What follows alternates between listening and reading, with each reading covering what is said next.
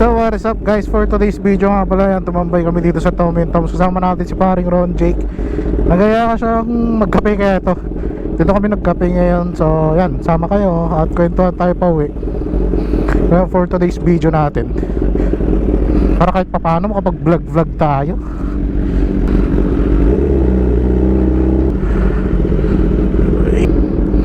So yun, kumusta kayo? Ah? Dito na dati. Malayo na dito eh. So yung kasama natin si Ron Jake guys. So tara, tuntukan tayo.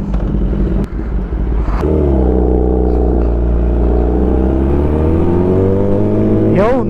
So yun nga, bali nagaya kami nila Ron Jake. Kanina kasama namin sila Boss Rick, si G-Works Moto. Pero umuwi na sila eh. Nauna na sila umuwi. Kami kwento-kwentuhan pa kami ni Ron Jake. Kaya ito,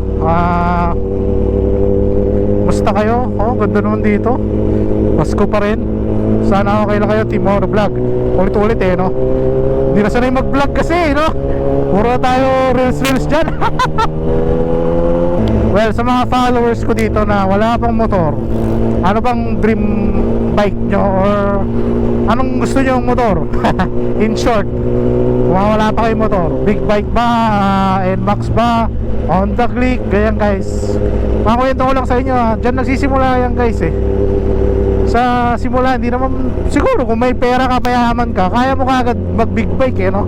Pero tulad natin ako, nag-start lang din naman ako sa nag-start lang ako sa Mio. Oh. Siyempre ngayon nagtatrabaho negosyo na. Yan, kaya na natin bumili ng big bike boy. Kaya guys, tandaan nyo lagi na kapag gusto mo may paraan naman eh. Hindi pwedeng sabihin mo ngayon di ko kaya bumili. Malay mo, pag sinipagan mo guys, makakabili ka soon. Siyempre mag-extra work ka, extra load. Wala naman madali, no?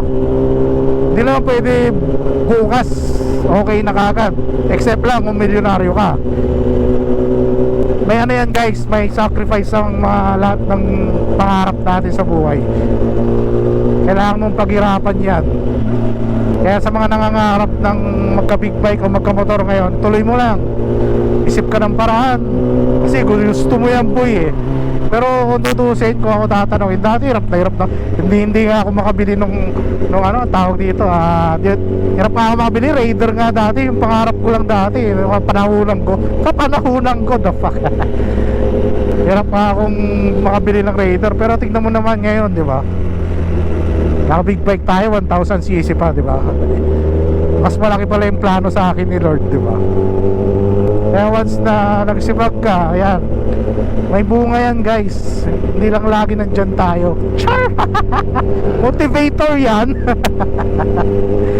So yun lang guys, sa mga nangangarap dito, yun lang naman gusto kong sabihin sa inyo na tuloy nyo lang yan.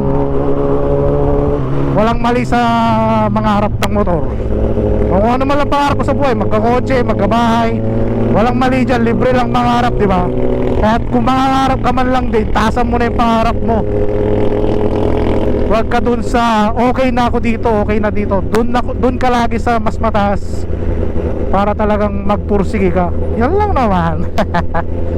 Yung motovlog nyo, tagal lang din nag-vlog, naging motivator na eh, no? Kasi yan yung chance eh, no? Kung lagi ka na lang okay na ako sa ganito, okay na ako sa ganyan. Dati kala ko ganun, okay na eh. Di pala. Ay sabi ko okay na ako ganito. Pero nandun ka lang sa comfort zone mo pag ganyan eh. Na ito lang yung kaya ko, ito lang yung kaya ko. Yung pala kaya ko rin pala mag ganito, kaya bumili ng ganito, kaya bumili ng ganyan. Kaya kailangan set mo yung goal mo. Kahit paulit-ulit yan, basta araw-araw may process. Maliit man yung process o malaki, process pa rin yan guys. Trust the process, diba? Kaya yan, yun naman. So for today's video, syempre pauwi naman na. At quick update lang kayo na tumambay kami dito sa Tom and Tom's. Sama si paring Ron Jake. So dito ka natapos yung vlog ko syempre. This is a short video. So Team Moto Vlog, kung may di ka sa ride, big bikes, thumb bikes, so yan, sa tamang channel ka boy. So Team Moto Vlog, I'm out. See you next vlog. Peace.